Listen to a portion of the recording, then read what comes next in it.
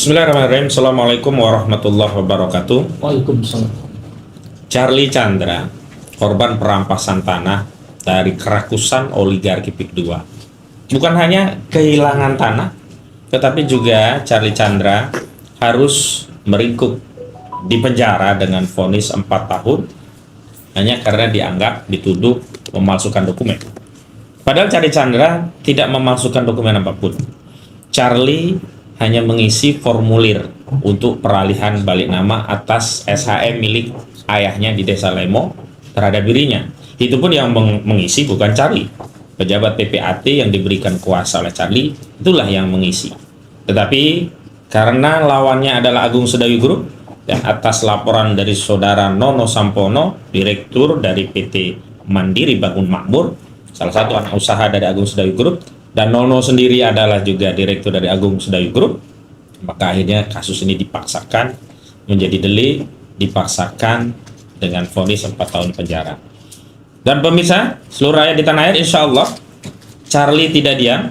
Melalui kuasa hukumnya, kami, Charlie sudah mengajukan banding, dan insya Allah proses sidang di peradilan banding judek fasi tingkat kedua di Pengadilan Tinggi Banten di Serang, insya Allah akan dilaksanakan pada 9 Oktober 2025 ini, harinya Kamis kalau tidak salah. Dan kami mengundang seluruh masyarakat terutama yang ada di sekitar Serang untuk bisa hadir di Pengadilan Tinggi Banten di Serang pada hari Kamis 9 Oktober 2025. Namun apa dasar kehadiran dan pembelaan kepada Charlie Chandra? Materi apa sih yang dipersoalkan Charlie Chandra dalam banding?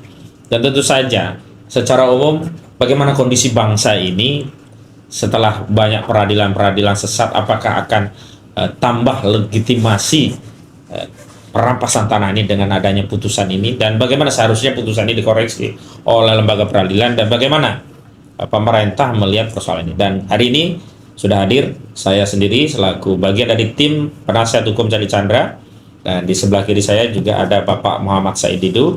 Selanjutnya ada juga Bapak Gora yang juga tim kuasa hukum Fajar Gora and Partners, dan juga ada Bang Medi Juniarto juga bagian dari tim.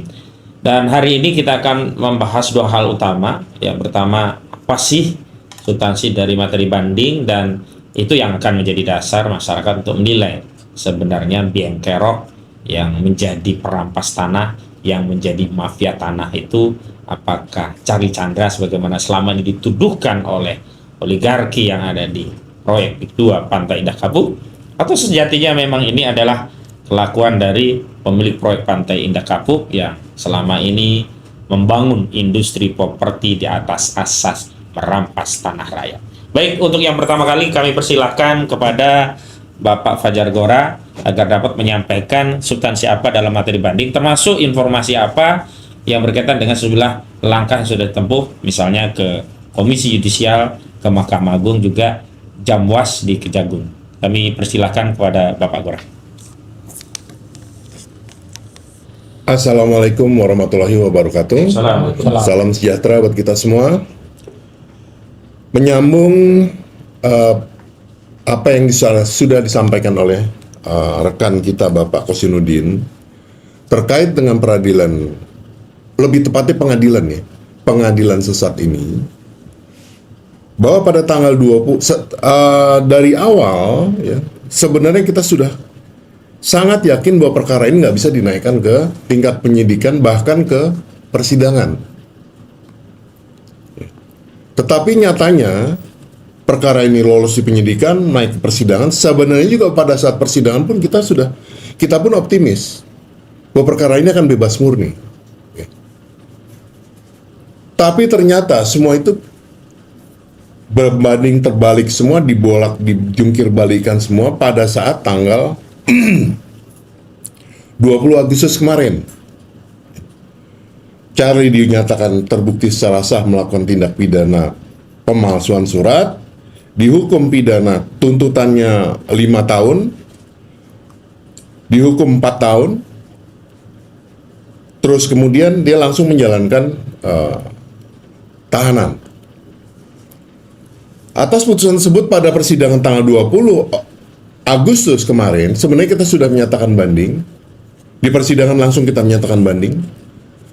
karena kita tidak puas dengan putusan yang telah disampaikan oleh Pengadilan Negeri Tangerang, kita langsung nyatakan banding.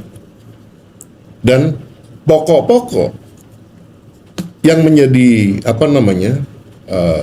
dalam yang kita sampaikan dalam memori banding ini nanti akan saya uraikan. Tetapi sebagai informasi, saya sudah beracara hampir 30 tahun lebih, ya. Belum pernah ketemu putusan begini gila ini, belum pernah. Belum pernah, mungkin nih pertama kali saya ketemu yang putusan yang seperti ini.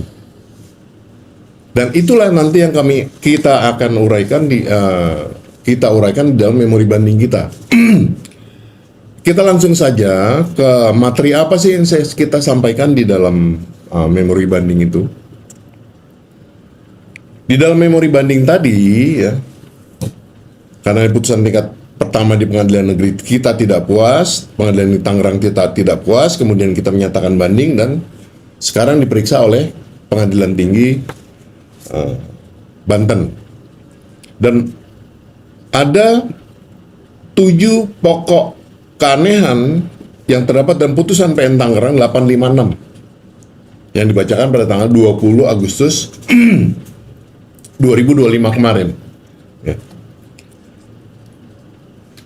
Pertama, tidak terbukti adanya surat palsu atau tidak ada uji forensik terhadap surat palsu yang dinyatakan palsu tersebut. Kenapa ini penting? Karena dalam salah satu perkap, apabila ini terkait dengan perbuatan memalsukan surat, maka harus ada surat asli dan surat yang dipalsukan. Dan itu harus diperiksa oleh Labkrim Polri. Kenapa harus diperiksa Labkrim? Karena dari hasil Labkrim tadi barulah ketahuan, oh ini ada surat palsu. Ini yang dipalsukan tuh A, B, C. Ini sama sekali nggak ada. Sama sekali tidak ada perbuatan material yang dilakukan oleh Charlie maupun PPAT merubah, menambah, mengurangi, mengganti, atau menghapuskan surat yang dibilang palsu tadi. Yang menjadi objek ini adalah namanya lampiran 13. Satu. Lalu yang kedua, majelis hakim sengaja mengaburkan fakta dalam pertimbangan putusannya. Bahwa dalam persidangan terungkap fakta tidak ada satupun surat atau dokumen yang dipalsukan oleh Charlie maupun PPAT. Bahwa oleh karena jaksa gagal membuktikan adanya pemalsuan, hakim sengaja menggeser perkara ini menjadi seolah-olah ini adalah sengketa kepemilikan, bukan pemalsuan lagi. Padahal namanya sengketa kepemilikan itu kan ranah perdata, bukan pidana. Digeser ke situ supaya ada dasar untuk menghukum si Charlie Chandra tadi. Lalu yang ketiga, majelis hakim mengesampingkan fakta yang terungkap di dalam persidangan. Jika Anda mengikuti persidangan Charlie Chandra, sangat banyak fakta yang sebenarnya membantah dakwaan jaksa. Ya. Dibantah itu dakwaan jaksa. Seperti itu contohnya bahwa MBM itu si ahli waris Tepit New itu menguasai tanah sejak awal. Kita bantah. Ada saksi yang bilang bahwa sejak tahun 88 sampai 2013 itu tanah itu dikuasai oleh Sumita Chandra. Sumita Chandra itu bapaknya Charlie Chandra. Tahun 2013 baru tanah itu diambil alih paksa oleh preman yang diduga utusan dari MBM. Nah setelah itu baru diduduki itu tanah. Itu kan fakta-fakta yang terungkap di persidangan seperti itu sengaja dikaburkan. Satu. Yang kedua, contoh lagi, ada keterangan dari ahli pertanahan Dr. Arsin Lukman waktu itu. Beliau menyatakan bahwa terkait dengan SK pembatalan yang terbitkan oleh Kanwil BPN, beliau memberikan keterangan lengkapnya seperti ini. Bahwa Kanwil BPN itu memang punya kewenangan untuk membatalkan itu selama tanah itu di bawah 1 tahun. Di bawah 1 tahun, di bawah 5 tahun, mohon maaf. Di bawah 5 tahun. Tetapi kalau sudah di atas 5 tahun, kewenangan pembatalan itu tidak ada lagi di ATR, tetapi harus melalui putusan pengadilan. Tetapi apa yang terjadi? Putusan dari pernyataan ahli pertanahan tadi hanya dikutip sebagian. Bahwa Kanwil BPN berwenang membatalkan titik. Lebihnya tidak diungkap lagi. Tidak disampaikan. Lalu yang lebih aneh lagi, bahwa dalam putusan pidana yang selalu didengungkan sebagai dasar untuk mempidanakan si Charlie, itu dikatakan bahwa akte jual beli ini tidak sah dan cacat, tidak null and void, cacat hukum, tidak sah. Padahal dalam putusan itu nggak ada putusan atau pertimbangan pengadilan yang menyatakan bahwa putusan itu null and void, nggak ada. Itulah fakta-fakta yang dikaburkan oleh majelis hakim. Yang ketiga, majelis hakim juga mengesampingkan fakta yang terungkap di persidangan. Kalau kita lihat dalam putusan pidana 856, itu sangat banyak fakta yang tidak diungkapkan, tidak dijadikan pertimbangan di dalam persidangan. Kalau kita ungkap banyak sekali itu. Fakta-fakta banyak sekali. Termasuk keterangan saksi yang hanya diambil dari BAP, keterangan saksi dari salah satu saksi itu Timotius, dia memberikan keterangan dalam BAP, juga memberikan keterangan di persidangan. Tetapi yang diungkap hanyalah keterangan dalam BAP. Di persidangan sama sekali dikesampingkan. Lalu yang keempat, lampiran 13 Kabupaten BPN Kabupaten Tangerang dan SK pembatalan tidak sah.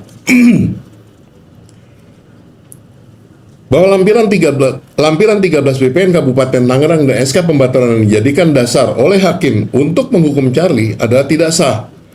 Karena lampiran 13 BPN Kabupaten Tangerang dan SK pembatalan tersebut tidak sesuai dengan ketentuan perundang-undangan yang terkait dengan pertanahan. Ini yang salah satu dijadikan dasar untuk mempidanakan Charlie, menyatakan Charlie terbukti secara sah dan meyakinkan melakukan tindak pidana pemalsuan surat. Itu adalah itu lampiran 13 dan SK pembatalan. Yang kelima, yang terang benderang di sini adalah kerugian yang fiktif. Kenapa saya bilang fiktif? Karena tidak ada kerugian yang pasti. Di dalam dakwaan beda, di dalam tuntutan beda, dalam keterangan ahli beda. Jadi mana yang dipakai ini kerugian ini? Sebenarnya dengan tidak adanya kepastian kerugian itu dari awal harusnya dakwaannya sudah ditolak gitu. Tetapi yang mengherankan, kenapa kok perkara ini terus berjalan, bahkan di akhir persidangan kerugian itu pun tidak jelas gitu. Tapi masih diputus bersalah. Yang keenam, hakim mendasarkan putusannya kepada putusan pidana nomor 596 tahun 1993. Informasi ya, 59 ini telah dikesampingkan. Satu. Kedua, putusan 596 ini yang selalu dijadikan dasar untuk mempidanakan atau menyatakan orang bersalah ini, itu putusan pidana terhadap orang yang namanya Paul Chandra, bukan Sumita Chandra.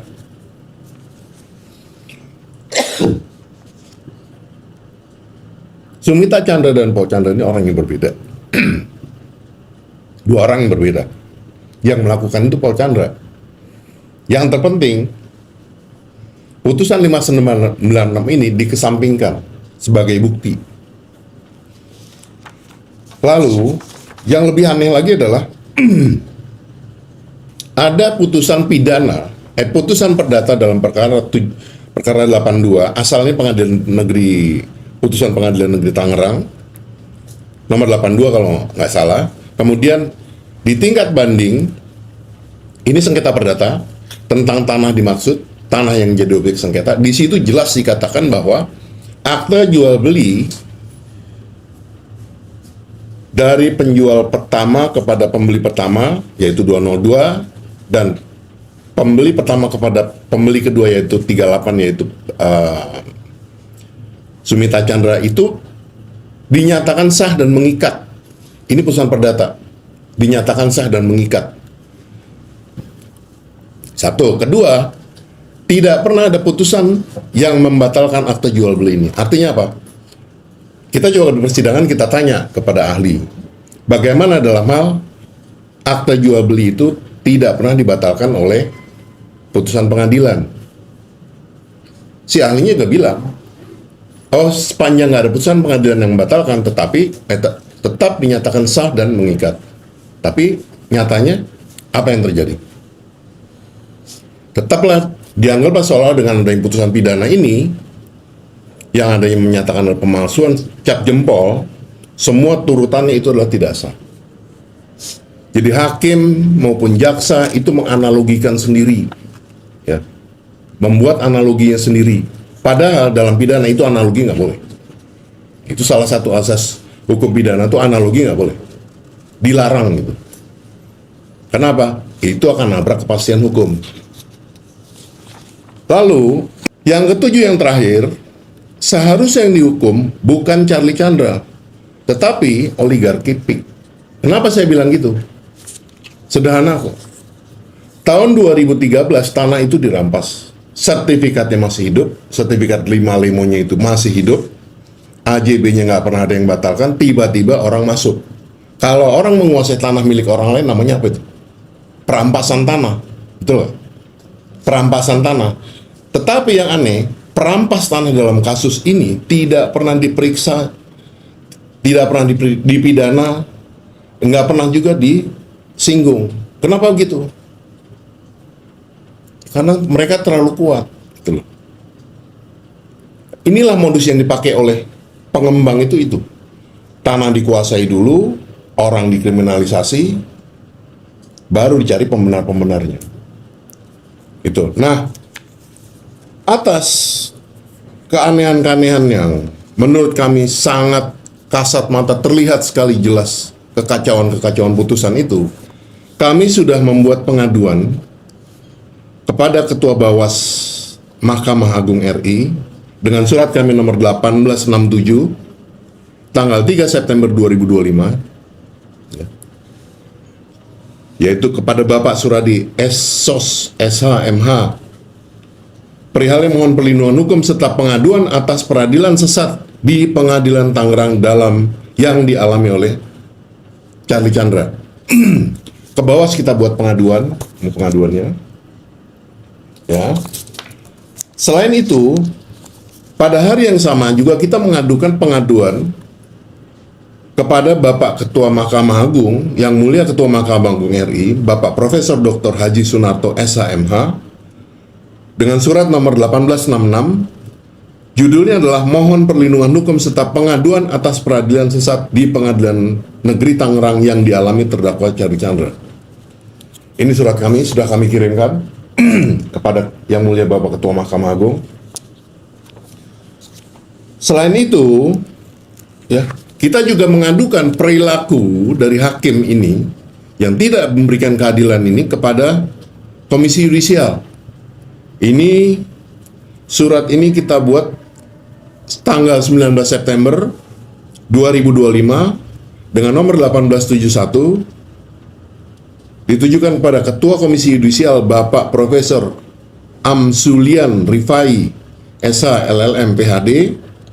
Judulnya perihal pengaduan atas terjadinya pelanggaran kode etik dan permohonan dan pedoman perilaku hakim di Pengadilan Negeri Tangerang dalam perkara nomor 856 garing PIT B 2025 PN Tangerang, serta mohon pemantauan dan pengawasan persidangan di Pengadilan Tinggi Banten dalam perkara banding nomor 160 PIT garing 2025 PT Banten. Ini suratnya. Kita mengadukan perilaku hakim di PN. Selain itu juga kita mohon agar Pengadilan Tinggi Banten ini guna mengantisipasi hal-hal yang aneh-aneh di pengadilan di tingkat persidangan Pengadilan Banten itu, kita mohon supaya Komisi Yudisial memberikan perlindungan hukum dan pengawasan terhadap persidangan di Pengadilan Tinggi. Ya. Selain itu juga kita percaya bahwa Bapak Sunarto ini kan termasuk orang yang mencoba melakukan bersih-bersih pada lembaga pengadilan. Terbukti telah melakukan mutasi, ada 166 hakim yang dimutasi dan beberapa panitera yang dimutasi. Saya tahu tujuan ini adalah untuk melakukan bersih-bersih. Tetapi Pak, di Tangerang, Banten, yang hanya 30 km dari gedung Mahkamah Agung. Cerita pengadilan sesat ini terjadi. Terjadi, benar-benar terjadi. Seorang anak manusia bernama Charlie Chandra yang tidak bersalah dihukum pidana 4 tahun. Kami mohon pada Bapak Ketua Mahkamah Agung yang mulia supaya dapat memberikan perlindungan hukum pada klien kami ini, juga memberikan sanksi kepada majelis hakim yang memeriksa dan mempidanakan Charlie di tingkat pengadilan negeri tingkat pertama. Itulah yang menjadi kerisauan kami. Maka itulah kami membuat surat-surat ini, tujuannya supaya apa? Supaya Bapak memberikan informasi kepada Bapak bahwa pengadilan di bawah Mahkamah Agung ini masih banyak yang mencoba bermain, Pak. Jika hakim di negeri ini sudah tidak bisa dipercaya lagi, bukan merupakan muara keadilan, para pencari keadilan tidak bisa lagi mendapatkan keadilan, kemana lagi kami akan mencari keadilan di Republik ini? Itulah tanggapan kami sebagai kuasa hukum yang mendampingi Charlie Chandra pada pengadilan tinggi pada pengadilan negeri termasuk di pengadilan ini. Dan harapan kami, marilah kita seluruh rakyat Indonesia ikut memonitor. Karena apa? Hal yang terjadi pada Charlie ini mungkin saja terjadi pada orang-orang warga negara yang lain. Ya. Itu yang mendapat kami harapkan dan kami sampaikan. Terima kasih banyak, Wafil, atas kesempatan ini. Waktu dan tempat selanjutnya kami serahkan kepada Bapak Muhammad Said Didu. Baik, demikian dari Pak Gora. Dan memang kita tidak sedang hanya membela seorang Charlie Chandra. Kami meyakini Charlie Chandra hanyalah fenomena gunung es, karena masih banyak korban-korban perampasan tanah di Banten, khususnya di Kabupaten Tangerang ini, yang mengalami nasib serupa dengan Charlie Chandra, yang masih bergulir. Sebut saja ada Haji Fuad Effendi Jakarsi, juga warga Kampung Enclek, dan sejumlah korban-korban lainnya yang tidak semuanya berani untuk berjuang melawan. Dan kami yakin Charlie dikriminalisasi karena Charlie tidak bisa dibungkam. Dan atas hal itulah kasus ini selalu mendapat perhatian banyak tokoh, diantaranya yakni Bapak Muhammad Said Didu, sehingga kepada Bapak Muhammad Said Didu berkenan kiranya untuk menyampaikan pandangannya terkait kasus ini. Kami persilahkan. Terima kasih. Saya kenapa kita harus bela Charlie Chandra, terus bukan karena Charlie Chandra ansi, tapi pembela kebenaran terhadap perampokan tanah yang dilakukan oleh oligarki PIK 2. Supaya publik paham, yang terjadi sebenarnya begini, supaya publik paham ya. Setelah izin lokasi terhadap PIK 2 oleh Pemda Tangerang, maka seakan-akan PIK 2 tuh punya hak menggusur siapapun yang masuk izin lokasi. Itu prinsip yang dipegang oleh mereka. Betul. Turunlah tangan kanan mereka yang dikenal Ali Hanafi Wijaya yang menggunakan cara apapun, satu preman, dua ada aparat, untuk menyatakan seakan-akan dia punya hak untuk menggusur siapapun. Nah, ini termasuk Charlie Chandra. Karena pada saat itu Charlie Chandra mengatakan, tanahmu masuk peta kami, kan kurang ajar kan? Ya, Nah, masuk peta kami, terserah mau dijual apa enggak. Nah, terus udah terjadi negosiasi. Nah, biasanya cara mereka adalah kalau tanah Said dulu ketahuan masuk lokasi, maka dihubungi dulu, baru dicari orang yang menggugat Said itu supaya dapat harga murah. Betul. Itu selalu dilakukan, modus dilakukan Modusnya, seperti ya. itu, sehingga orang yang nggak punya hak pun daripada nggak dapat, ya baru dia bayar pengadilan, bayar aparat, bayar apa segala, supaya yang mengaku punya tanah ini adalah dimenangkan. Ya, supaya Pak, saya bahasa teknis hukum ini supaya publik paham lah ya. Itu yang terjadi di Charlie Chandra, karena sempat bernegosiasi dengan bapaknya. Bapaknya menyatakan ya harganya sekian gitu kan. Betul. Dan itu ditawarkan oleh siapa namanya, oleh PIK 2. Nah, terus sambil negosiasi ternyata digugat. Digugat cari orang yang mengaku punya tanah. Nah, direkayasalah semua dokumen-dokumen sehingga ini dimenangkan. Nah, dipaksakan. Nah, yang menariknya begini supaya publik paham. Adalah sangat lucu. Charlie Chandra karena bapaknya ketakutan, maka dia keluar negeri karena mau ditangkap. Dan seluruh aparat polisi kayak mengejar teroris. Jadi teroris dikejar, dipasang fotonya di mana-mana. Anak-anak yang diteror itu teror betul-betul, teror kayak teroris lah. Nah, setelah itu ditahan. Yang menariknya supaya publik paham, setelah menyatakan saya tidak menuntut lagi, bikin pernyataan tidak menuntut lagi, dibebaskan. Artinya betul-betul aparat itu dibawa kendali PIK 2, tidak ada hukum di situ. Jadi supaya tidak ada hukum saat itu. Nah, lucunya dibebaskan tanpa apa-apa, tengah malam dibebaskannya. Bukan hari kerja. Dibebaskan dari tahanan. Ya kan? Nah, artinya betul-betul PIK 2 ini mengendalikan aparat, termasuk rumah tahanan. Karena dia bisa mengeluarkan orang jam berapa pun. Dan ceritanya bukan hanya Charlie Chandra, banyak sekali orang seperti itu. Cuma saya nggak sebutkan namanya. Yang bisa bebas kalau berdamai dengan PIK 2. Kalau tunduk sama tekanan PIK 2. Itu rakyat dibawa berkali-kali. Coba lihat Haji Fuad itu, bayangkan polisi datang ke rumah sakit itu tanda tangan, gitu kan? Polisi loh, bukan siapa lagi. Ingat Charlie Chandra pada saat mau negosiasi dengan PIK 2, polisi ada di ruangnya PIK 2 loh, penyidiknya.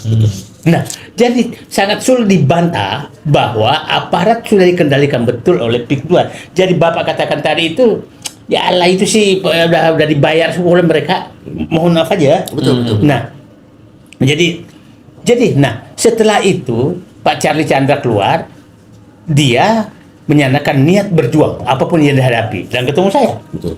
Dan dia hadapi betul, dan dia menghitung resiko apa boleh buatlah menghadapi resiko. Nah, inilah resiko yang dihadapi, dan saya hanya mengetuk hati pimpinan tertinggi negeri ini, Pak Prabowo. Pak, ruang sidang sekarang itu memang dikuasai oleh oligarki. Bapak saksikan sendiri. Saya menyaksikan sendiri bagaimana ruang sidang Tom Lembong, saya hadir terus. Bagaimana itu hakim dan jaksa membelokkan fakta-fakta persidangan. Karena hakim ini punya hak mengesampingkan fakta persidangan. Itulah hak yang digunakan oleh hakim-hakim untuk menerima pesanan dari luar. Jadi tidak perlu lagi ada persidangan karena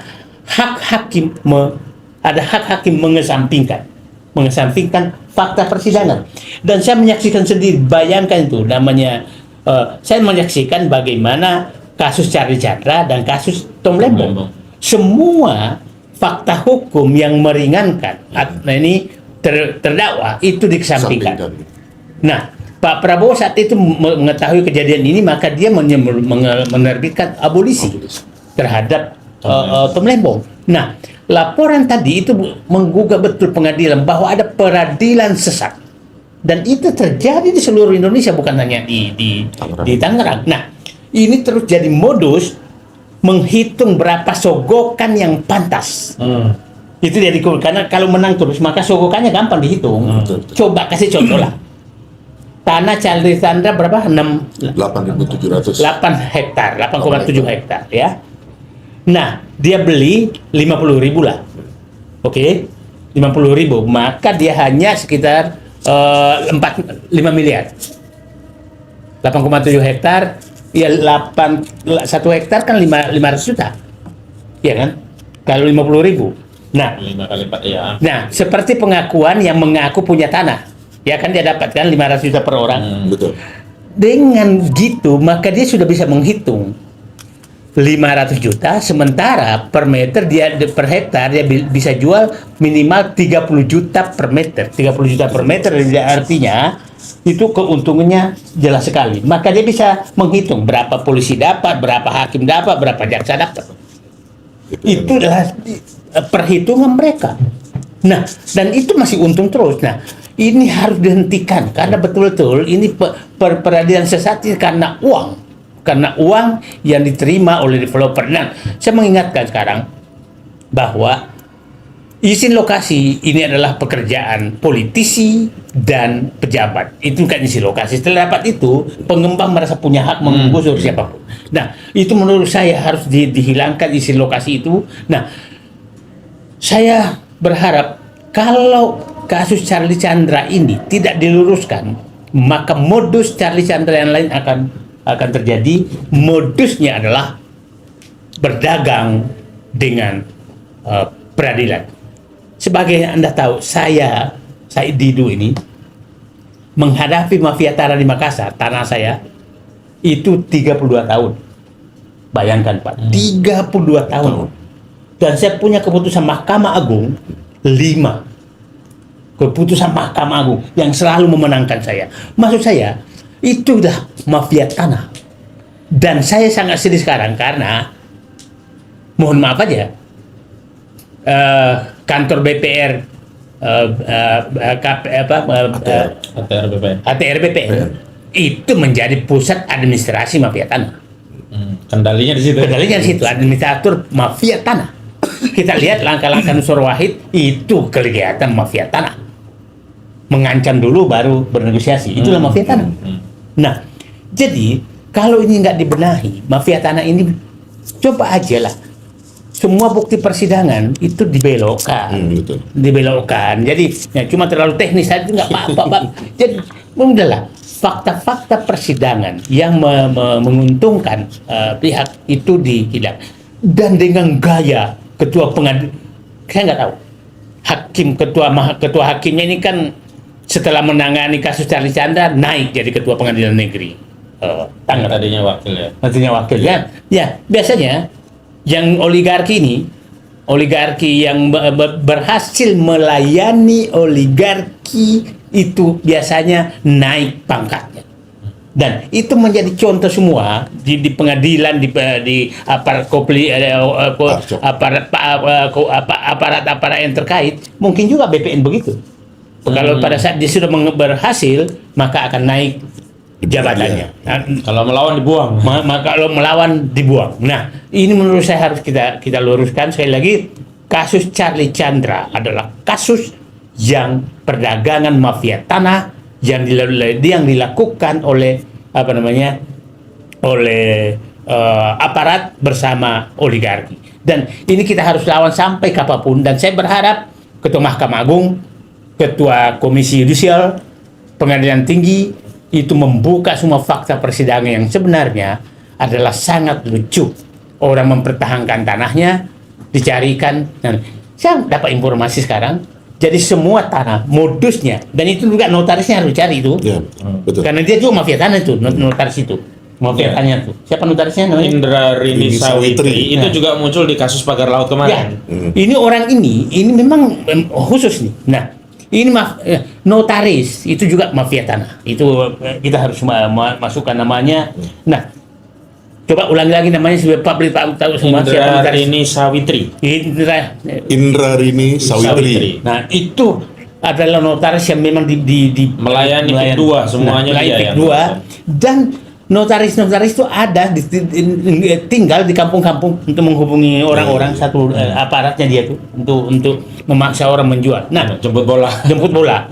Jadi yang paling parah memang di Tangerang karena seluruh aparat mulai dari gubernur, bupati, wali kota, aparat peradilan, jaksa, hakim, aparat hukum, ATR BPN, lurah desa, itu semua sudah menjadi anak buah tanda kutip PIK 2 Agwan. Itu semua di ujung telunjuk dia. Tidak pernah ada mau bicara sama sekali. Coba bayangkan sekarang di Tangerang itu daerah-daerah yang menjadi incaran PIK 2 yang pertanian dan tambak itu RUTR-nya diubah menjadi wilayah pemukiman oleh Pemda Tangerang, oleh Pemda Pemda Tangerang, Serang, Banten. Nah, sehingga dengan diubah menjadi wilayah pemukiman, padahal nggak ada rumah satupun di situ. Itu jelas-jelas sawah, tambak. Dengan diubah di situ, maka anggaran untuk pemeliharaan irigasi, anggaran untuk bantuan pertanian itu dicabut semua oleh Pemda. Jadi memang Pemda Tangerang menurut saya ini udah kayak apa ya? Pemda pejabat Tangerang ini kayak pejabat Israel sudah. Di awal-awal tahun 46 mengusir orang Palestina. Jadi saya menyatakan aparat dan Pemda Banten itu tidak berbeda dengan Israel yang mengusir Zionis Israel mengusir Palestina tahun ini, dan Yahudinya adalah PIK 2. Kira-kira bayangannya sudah seperti itu. Itulah kenapa kita lawan, karena kami tidak mau terjadi Palestina di di Banten. Atau Banten di Palestina kan begitu. Banten ya adalah itu. Ini modusnya sama. Aparat yang menyiksa rakyatnya pindah terus dibeli oleh orang kaya. Orang kayanya kita nggak tahu, tapi jelas pengembangnya adalah PIK 2. Jadi siapa tahu memang sudah ada mempalestinakan Banten. Dan rencana mempalestinakan Banten hanya bisa dilawan dengan cara nepalkan pejabat yang ada yang mau mempalestinakan Banten. Kira-kira jadi Pak Prabowo, apabila Bapak diam tidak menyentuh ini, maka ya jangan salahkan rakyat menepalkan pejabat yang ingin mempalestinakan Banten. Terima kasih. Assalamualaikum warahmatullahi wabarakatuh. Assalamualaikum warahmatullahi wabarakatuh. Baik pemirsa, demikian statement penjelasan tentang materi banding, juga alasan-alasan yang disampaikan oleh Pak Muhammad Said Didu kenapa kita harus membersamai Charlie Chandra. Sekali lagi kami undang tanggal 9 Oktober 2025, tepatnya di hari Kamis. Mohon untuk hadir datang ke Pengadilan Tinggi Banten yang ada di Serang dalam rangka untuk menyaksikan langsung proses sidang banding dari Charlie Chandra di Pengadilan Tinggi Banten. Terima kasih atas dukungan selama ini, dan sekali lagi Charlie Chandra hanyalah fenomena gunung es.